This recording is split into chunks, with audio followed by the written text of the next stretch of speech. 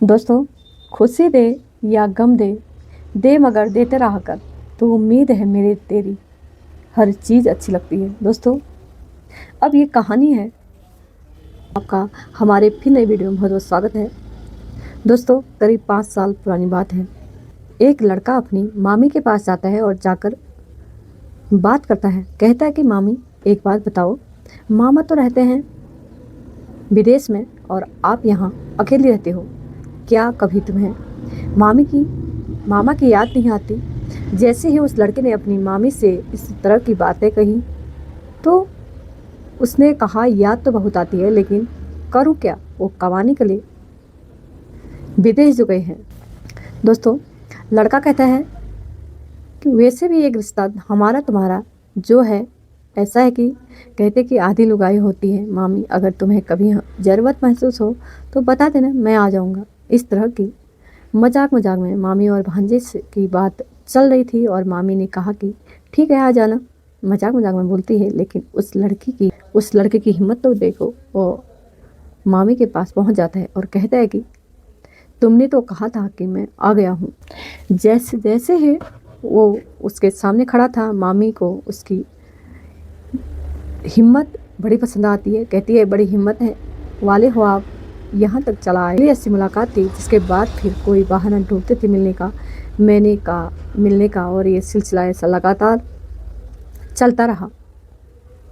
दोनों के फ़ोन पर बहुत सारी बातें होती थी। जब मौका मिलता था मिलते थे, क्योंकि घर की दूरी महज 50 मीटर 1 किलोमीटर के लगभग आसपास होती होगी। मामी कभी विदेश से आया करता था तो वहाँ आकर चला जाया करता था, लेकिन उसको इस बात का कभी भनक नहीं लग पाई। लेकिन एक दिन मामा ने अपनी ही भांजे को अपनी ही पत्नी के साथ आपातजनक हालत में देख लिया और यहीं से कुछ बात खराब हो जाती है। आगे बात इतनी खराब होती है कि कत्ल हो जाता है। दोस्तों, 2 बच्चे बेसहारा हो जाते हैं और कई घर पूरी तरह से बर्बाद हो जाता है।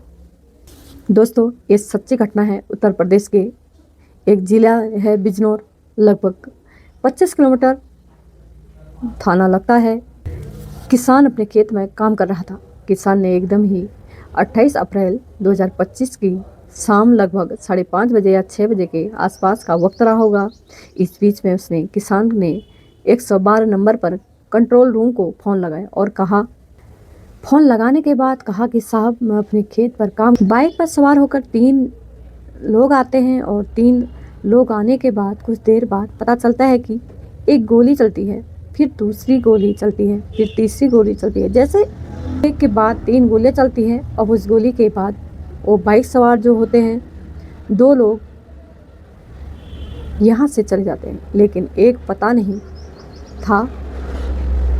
मैंने जब मौके पर आकर देखा तो देखती रह गई। दोस्तों, वहाँ पर एक व्यक्ति है जो खून से लथपथ हुआ होता है। चेहरे को ऐसे जैसे किसी ईंट या पत्थर से पूरी तरह बिगाड़ने की कोशिश की गई होती है, जैसे इसका पहचान ना हो। जैसे ही 112 नंबर को फ़ोन किया गया, पुलिस ने इस मामले को गंभीरता से लिया। पुलिस मौके पर पहुंच जाती है और मौके पर आने के बाद देखती है कि वही पड़ी थी। पुलिस ने उस लाश को कब्जे में लिया और कब्जे में लेने के बाद अब यह पता करने की कोशिश में जुट जाती है कि आखिरकार ये लाश है किसकी है। करीब 35 से 40 साल के आसपास उस मरने वाले की उम्र होती है। लेकिन यहाँ क्यों आया, किसने मारा, तमाम तरह के सवाल, पुलिस इन सवालों को जवाब जानना चाहती थी। एक तरफ पोस्टमार्टम करने के बाद भेज दिया जाता है दोस्तों, लेकिन पोस्टमार्टम करने के बाद यह पता चलता है कि ईंट पत्थरों से कुचलकर चेहरे को न पहचानने की कोशिश की है। साथ ही पीठ में 2 गोलियां मारी है, लेकिन तीसरी गोली चलती है। उसके बाद में कुछ अता पता नहीं चलता। आखिरकार पुलिस इस मामले की जांच पड़ताल में जुट जाती है। दोस्तों, पुलिस जैसे ही जांच करती है, आसपास के गांव के बहुत सारे लोग को बुलाया जाता है। कहा जाता है किसी ने कुछ देखा तो उसकी जानकारी देने की कष्ट करे।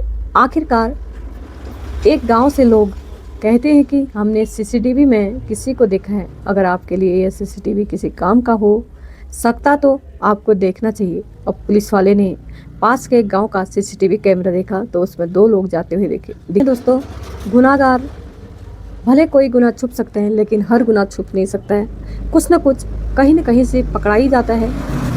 तो दोस्तों उसके चेहरे बिल्कुल साफ दिखाई देते हैं, उसकी शिनाख्त भी कराई जाती है तो पता चलता है कि उसी का एक मोहल्ला लगता है और वहीं पर रहने वाला एक व्यक्ति होता है जिसका नाम मेहरबान होता है। साथ ही एक और व्यक्ति होता है जिसका नाम अमरान होता है, जो बाइक पर जा रहे थे। आखिरकार इनके बारे में पता निकलने की कोशिश। जो उमरान होता है वह फेरी लगाता है, कपड़े बेचता है और कपड़े बेचकर अपने परिवार का भरण पोषण करता है। साथ ही जो उमरान है वह दूसरा लड़का होता है उसके साथ का, मेहनत मजदूरी करके अपने परिवार का भरण पोषण करता है। आखिरकार पुलिस लिए अब एक सवाल यह था कि दोस्तों यह जो मरा है वो कौन है। अब इनसे जानने के लिए बस उनसे पूछताछ करनी ज़रूरी थी। दोस्तों जैसे ही परिवार के लोगों से संपर्क किया जाता है, साथ ही उसके घर वालों से, उसके रिश्तेदारों से संपर्क किया जाता है तो पुलिस को दोनों का, उमर और मेहरबान का नंबर लिया जाता है। पुलिस ने लोकेशन देखी, लोकेशन देखने के बाद यह पता करने की कोशिश की कि आखिरकार यह कहाँ पर है। दोस्तों तो इनकी लोकेशन वहीं एक जंगल में मिलती है। मौके पर पहुंचती है पुलिस। जैसे पुलिस मौके पर पहुंचती है तो पुलिस ने इनकी घेराबंदी करना शुरू कर दी। दोस्तों पुलिस को देखकर ये दोनों भागना शुरू कर देते हैं और इन्हीं से पुलिस पर गोली चला देता है। दोस्तों राहुल सैनी नाम का एक कांस्टेबल होता है, उसके कांस्टेबल के हाथ में गोली लग जाती है। दोस्तों अब पुलिस ने जवाबी कार्रवाई में अब गोली चल जाती है तो चलने के बाद पता चलता है कि एक जो मेहरबान होता है उसके पैर पर गोली लग गिर जाता है और उमर जो होता है वो भाग जाता है पुलिस वाले को देख के। लेकिन पकड़ भी लेते हैं, उनसे पूछा जाता है कि यह मरने वाला कौन था। वो तीसरा शख्स जो होता है वो भी उन्हीं मोहल्ले का होता है जिनका नाम मोहम्मद होता है, जिसकी उम्र लगभग 35 साल के आसपास हो रही होगी। बिजनौर का निवासी। पुलिस ने जैसे ही इस मेहरबान को गिरफ्तार किया, साथ ही जो उसका साथी होता है उम्र को गिरफ्तार, जो उम्र के साथ पूछने की कोशिश की जाती है इस कहानी के बारे में तुम क्या जानते हो, पूरी बात बताओ। तो वो कहता है कि मुझे बहुत ज़्यादा कुछ पता नहीं, जो भी बहुत सारी जानकारी है वो मेहरबान जानता है। पुलिस ने मेहरबान को अपनी कस्टडी में लिया, उनसे पूछताछ करने की कोशिश की तो उसने एक चौंकाने वाली कहानी सुनाई जिससे सुनकर शायद आप लोग भी चौंक जाए। दोस्तों हैरान हो जाओगे, उसके बारे में महज 50 मीटर की दूरी पर उसके मामा का मकान लगता है। ये लड़का है चाचा के लड़के की बहन का लड़का है जिसका नाम है मेहरबान। उम्र उसके लगभग अभी 26 साल के आसपास रही होगी और उनकी इसके घर की दूरी लगभग 50 मीटर या 1 किलोमीटर यानी इसी के आसपास रही होगी, बहुत पास में है। और जो लड़का होता है 7 साल पहले गाजियाबाद की रहने वाली एक लड़की जिसका नाम है अरमीन होता है, उससे शादी हो जाती है। दोस्तों शादी के कुछ दिन बाद ही जो लड़का होता है अपना पैसा कमाने के लिए यह सऊदी अरब चला जाता है। दोस्तों पत्नी होती है वो घर पर रह जाती है, लेकिन जब वो घर पर रहती है तो इसी बीच में उसका जो मामा का लड़का होता है कपड़े की फेरी लगाकर अपने परिवार का भरण पोषण करता है। एक दिन जाते जाते उसने मजाक में जैसे ही मामी से पूछा कि तुम्हारा क्या क्या कपड़े हैं। जब कपड़े खरीद कर बातचीत करने के दौरान लड़के और मेहरबान मामी ऐसी बातचीत हो जाती है और जो लड़के से वो बैठता है लड़का कहता है तुम्हें मामा की याद नहीं आती। कहती है कि याद तो बहुत आती है लेकिन क्या करूं, पैसा कमाने के लिए वो बाहर तो जाना ही पड़ता है। वैसे तुम्हारे रिश्ते में आधा सोहर तो लगते हैं, आधा सोहर लगती तो हूँ वैसे कि आप मेरी आधी बीवी लगती है। तो मामी तो आधी बीवी लगती है मुस्लिम धर्म में, वैसे भी बीवियाँ तो लुगाई होती है। ऐसे मजाकिया की बात होती है, हंसी मजाक होती है। इतना आगे बढ़ जाता है वो हंसी मजाक की, उसके घर पहुंच जाता है। उसके बाद उसकी दोस्ती होती है, वह आगे इन दोनों में अब ये संबंध बनाना शुरू हो जाते हैं। दोस्तों जब भी इन्हें मौका मिलता है और मौका मिलता था तो दोनों एक दूसरे से मिलने की तमाम कोशिश करते हैं। फ़ोन पर बहुत सारी बातें होती थी, अब घर में मिलने का मौका हो तो बाहर मिलते थे, जाकर किसी होटल में किसी जगह पर दोनों आराम से मिलते थे। दोस्तों बातचीत करते करते वो ऐसे करते लगातार आगे बढ़ रहा था और इन दोनों के रिश्ते के बारे में किसी को कोई भनक तक नहीं थी, न परिवार में, न किसी के लोगों को, न रिश्तेदार को, किसी को जानकारी नहीं थी। आराम से रिश्ता चल रहा था दोस्तों। लेकिन उसका पति बाहर से घर से बाहर लौट आता है, अचानक से बाहर निकलता है, कुछ देर बाद वापस आऊँगा, और आकर तुरंत और लौट जाता है। तो दोस्तों पता चलता है अपने घर में आखिरकार वो अपनी पत्नी, वो अपने भांजे, वो चचेरी बहन का लड़का होता है, आपत्तिजनक स्थिति में देख लेता है और बस उसे देखकर उसका खून खो जाता है। लेकिन दोस्तों ये हर पत्नी या पति की बात नहीं है, उस इनकी, लेकिन हर किसी की बात है। ऐसी स्थिति में देखने से नहीं खोलेगा दोस्तों। यहीं से दोनों के बीच में तनाव वाली स्थिति पैदा हो जाती है। इसने बंदिशें लगा दी जाती है अपनी बीवी पर, वो बाहर भी नहीं जाता है। आज के बाद वो लड़का इस घर में कभी नहीं आएगा। यदि घर के अंदर आया तो अच्छा नहीं होगा। वह किसी न किसी बहाने से अपनी पत्नी को पीटता था, उसके बाद मारपीट करता था, और उसके बाद बाहर निकलने पर पूरी पाबंदी लगा दी थी। तुम बिल्कुल भी किसी से नहीं मिलोगी, मुलाकात नहीं करोगी।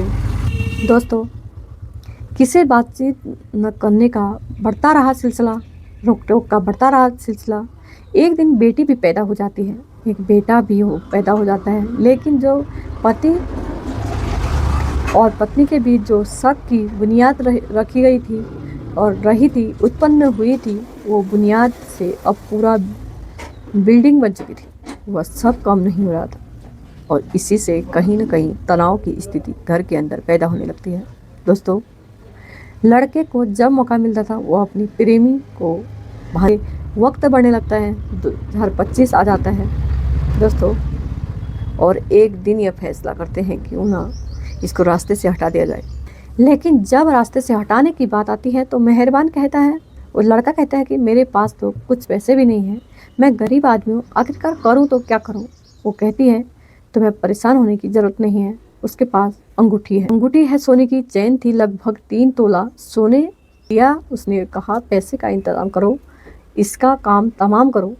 अब इसके बाद उसने एक देसी कट्टा खरीद, मोहल्ले का होता है, गांव का एक लड़का होता है, मोहल्ले का, वही मोहल्ले का होता है, उससे कहता है कि भाई इस तरह से कुछ काम करना है। अब ये काम करने के बहाने, यानी उसको मारने के बहाने, लगभग 3 साल पहले की बात है, जब 3 साल पहले से उसने कहा कि अब मुझे जाना ही नहीं है वापस, अब मुझे यहीं रहना है। यहाँ पर वो मैजिक चलाया करता था, जो मैजिक की गाड़ियों में होती है टाटा, तो उसने चलाता था। वो अक्सर घर से बाहर रहता था, और इसी बीच में घर में मनमुटाव और पैदा हो गया। नहीं गया, लेकिन उसने पूरी तरह से इनके मिलने पर पाबंदी लगा दी थी, और ये पाबंदी परेशान कर रही थी, और इस पाबंदी के चलते मैं हत्या का पूरा फुल स्टॉप प्लान कर लिया गया था। और 28 अप्रैल 2025 को आखिरकार यह पूरी प्लानिंग कर ली जाती है। वो अपने मामा के पास जाता है कि मामा जो हुआ सो हुआ, इस बात को ख़त्म करते हैं, आज भी नहीं है, तुम्हें परेशान होने की बिल्कुल ज़रूरत नहीं है, चलो एक काम करते हैं, बियर पीने के लिए चलते हैं। दोस्तों लड़के ने अपने उस मामा को बियर का ऑफर दिया, साथ ही अपने दोस्त को अपने बाइक उस पर बिठाता है, और बिठाने के बाद यहाँ से कहीं दूर चले जाते हैं, गांव की तरफ चले जाते हैं। एक जगह आराम से बैठने का मौका मिलता है तो बैठते हैं। उस लड़के ने एकदम जोश में कहा जो देश के, जैसे ही अपने मामा को गोली मारता है, लेकिन गोली लगती नहीं और गोली उसे छू कर निकल जाती है। यहाँ से वो इतना घबरा जाता है, डर जाता है कि कहीं ना कहीं मुझे मार डालोगे। जो जो से चीखता भी है, चिल्ला। आसपास के लोग काम नहीं कर रहे थे, दूर तक आवाज़ पहुँच नहीं पा रही थी, हालांकि किसी ने उसे जाते हुए ज़रूर देख लिया था। लेकिन जब पहली गोली चलती है, मजदूर जो था उसने इस काम के लिए करीब रकम भी ली, ऐसा बताया जाता है। अब उसने तुरंत कट्टे को लोड करता है, इसके बाद गोली चला कर भाग जाता है। पीठ में गोली लग जाती है, दोबारा से उस कट्टे को अपलोड करता है, उसके बाद फिर एक गोली मारता है, यानी 2 गोली मार देते हैं। वो ज़मीन पर गिर जाता है, और 2 गोली लगने के बाद उसकी मौत हो जाती है। दोस्तों यहाँ से कोई पत्थर ढूंढते हैं, और ताकि यह मिल भी जाए अगर किसी को, तो उसके चेहरे की शिनाख्त ना हो दोस्तों, क्योंकि मामी तो कुछ किसी से कहने वाली नहीं है, कभी खुलासा नहीं होगा। लेकिन उस किसान ने देखा, किसान ने काम करते हुए देखा, पुलिस को फ़ोन किया, पुलिस मौके पर आती है, दोनों गिरफ्तार करते हैं। दोनों को गिरफ्तार करने के बाद आखिरकार इस पूरे घटनाक्रम का खुलासा हो जाता है दोस्तों। पूरे साजिश में शामिल होती है पुलिस। तीन लोगों को गिरफ्तार कर लिया जाता है। इसमें उसकी मामी, भांजा और जो एक उसका दोस्त होता है, उसको गिरफ्तार करने के बाद इसको जाए दोस्तों। जैसे ही यह जेल जाती है, यह उसकी बीबी मामी जेल जाती है, यह बताया जाता है कि जेल के सूत्र बताते हैं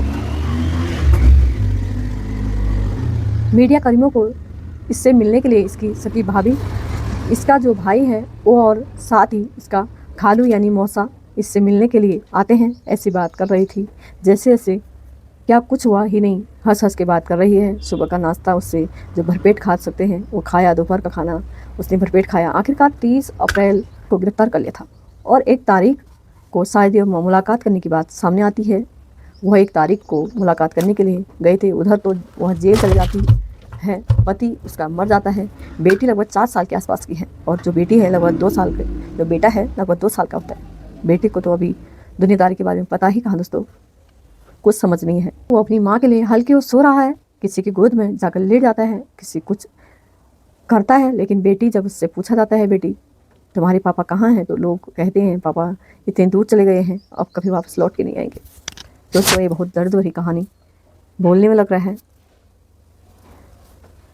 तो, लेकिन माँ के बारे में जब पूछते हैं तो माँ को पुलिस लेके गई है। माँ से बात मुलाकात हो सकती है, माँ से मुलाकात करवा दीजिए बेटी थोड़ा थोड़ा समझ रही है क्योंकि लगभग 4 साल के आसपास की है। बेटी को माँ बिल्कुल भी याद नहीं कर रही है, माँ को अपनी बेटी की बिल्कुल फिक्र नहीं।